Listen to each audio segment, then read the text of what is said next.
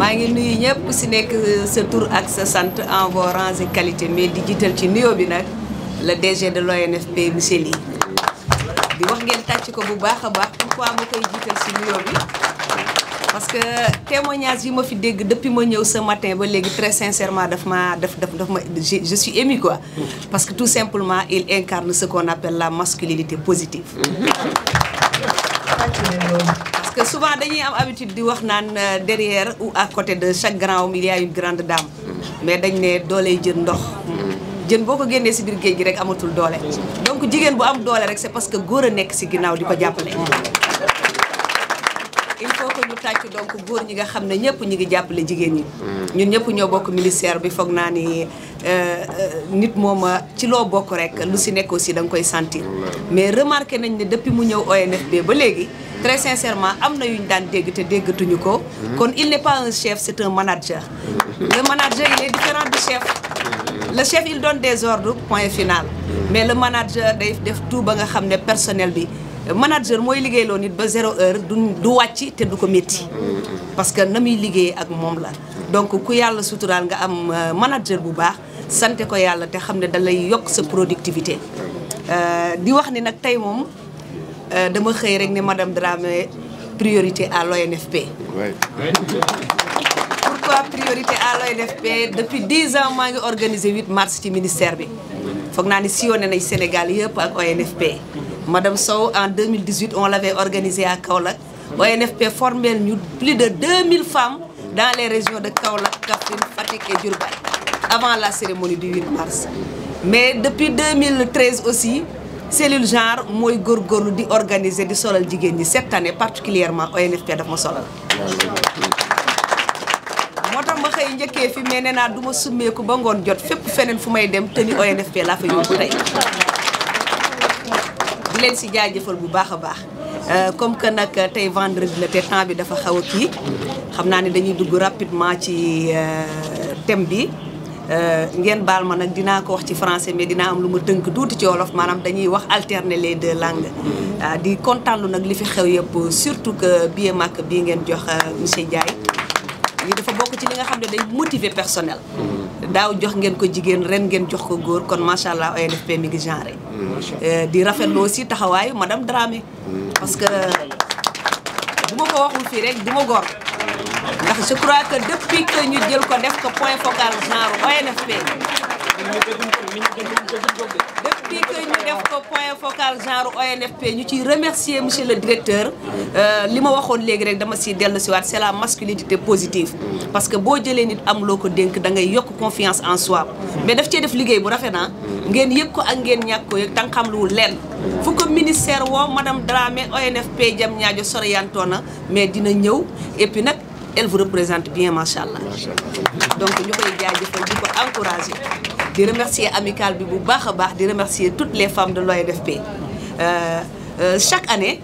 les États célèbrent la journée internationale des droits des femmes le 8 mars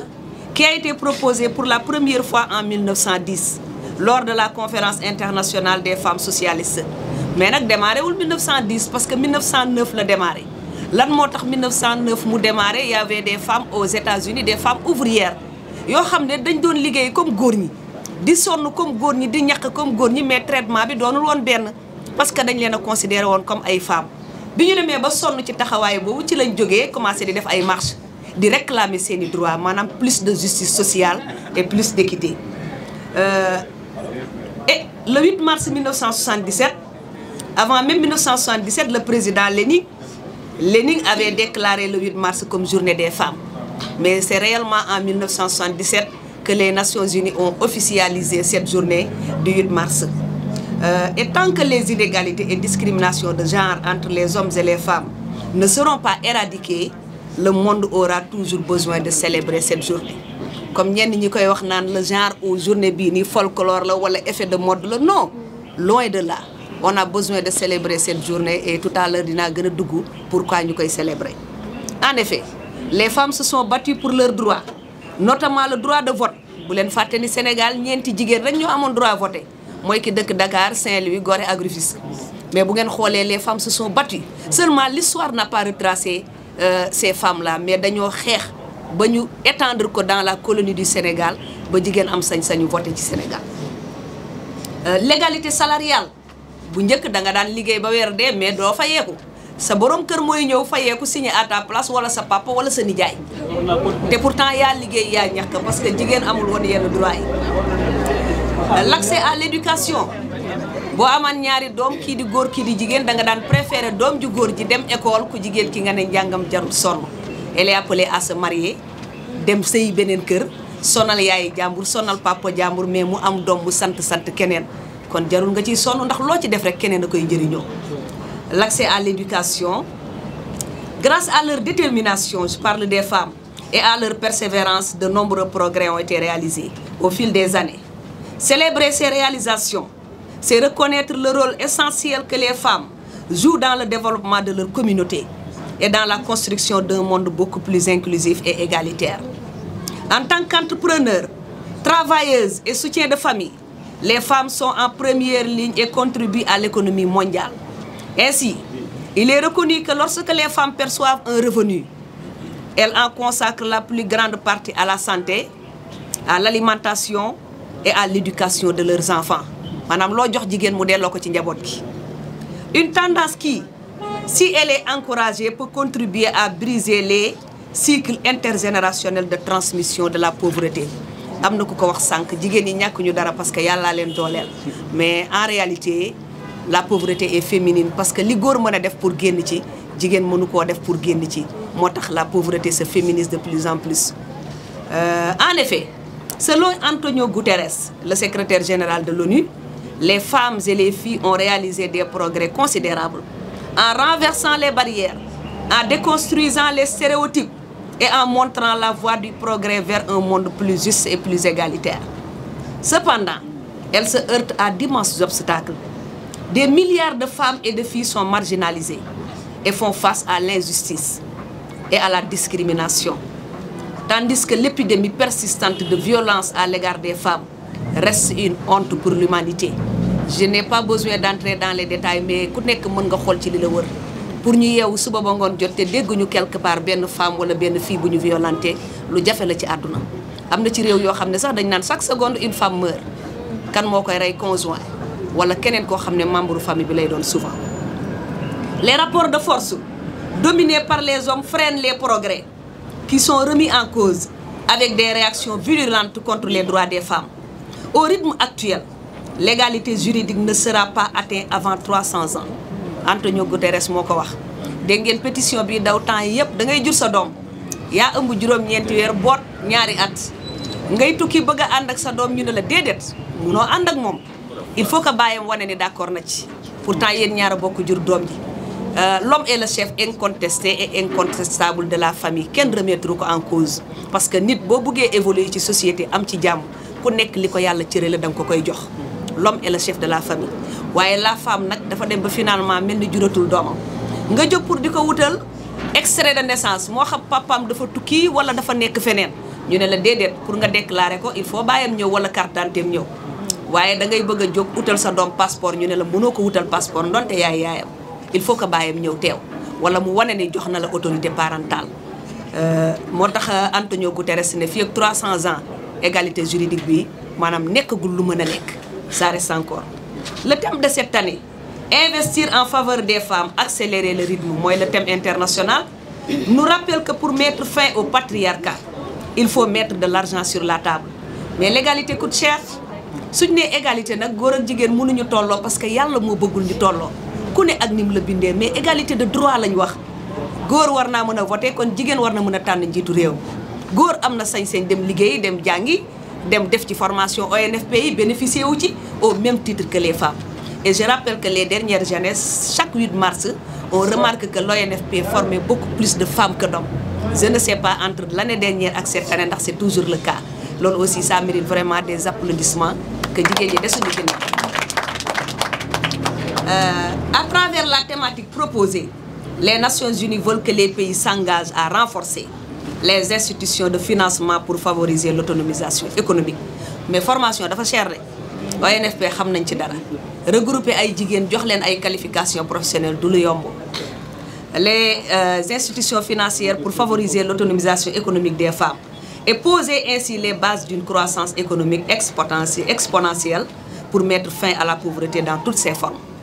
C'est ainsi que dans l'objectif 8 des ODD, Objectifs de développement durable,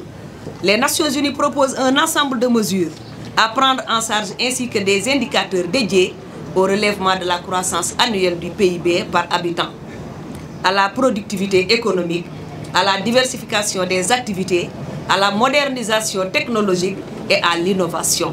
à l'entrepreneuriat, à la création d'emplois productifs et décents. Madame Sow en est revenue largement tout à l'heure. À la formation des femmes et des jeunes non scolarisés, à la protection sociale et à l'assurance, à l'accès au crédit et aux institutions bancaires, à l'aide pour le commerce en faveur des pays les moins avancés. Notre thème sectoriel, le thème que Madame Sow exploitait tout à l'heure, investir sur la formation professionnelle et technique des femmes, levier incontournable pour leur autonomisation, nous rappelle l'urgence d'améliorer les progrès déjà notés pour la qualification professionnelle des femmes, afin de les permettre d'être suffisamment outillées et de prétendre à des emplois décents. Parce que li ma naan Sénégal dañuy naan chômeur bëriwul ay chômeur ñu amul qualification professionnelle ñoo fi bari te nit nag su amul métier pour nga jàppale ko mu am liggéey day xaw a jafe. Au niveau africain, le Sénégal a pris des mesures spécifiques pour l'application effective des dispositions pertinentes qui garantissent un égal accès des hommes et des femmes dans les instances et processus de décision. Je rappelle que sur ce plan, le ministère a fait énormément de progrès ces dernières années, mais am na ku ko wax sànq doyul bu ñu yokkee cere aussi bu ñu dollee ñeex ñu jël. Nous avons une femme directrice du 3FPT, une femme DG du PF2E, une femme qui a été directrice des ressources humaines, mais on veut encore plus de femmes au poste de responsabilité. Au niveau de l'ONFP, on nous a dit tout à l'heure que sur les 22 ou 23 postes, il y a 8 qui sont occupés par des femmes, c'est à saluer.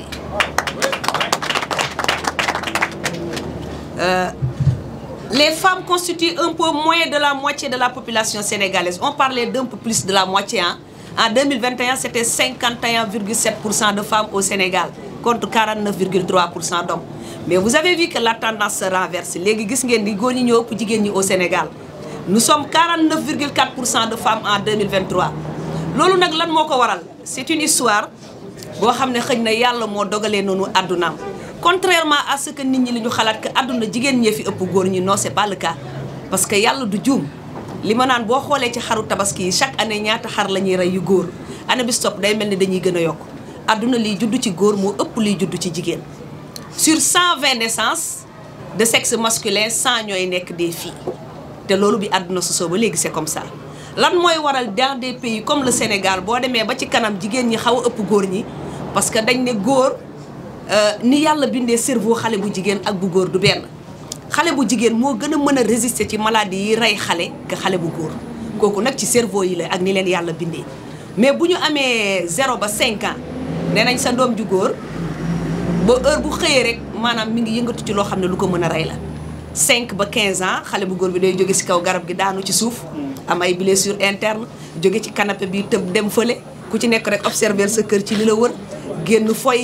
On protège plus la jeune fille que le jeune garçon. Heure agn bo gisul sa dom bu jigen do agn dang koy wori. Mais heure agn bo gisul sa dom bu gor da nga nan bu ñëwé dina lek. Ce qui fait que buñu démé ba adolescence ñuy xawa tollo. Mais bu âge adulte ñëwé de 15 à 25 ans, gor ñi lu bari di len wañi ci société bi. Le Barça est là. Personne ne peut compter le nombre de jeunes qui meurent ci océan bi par an.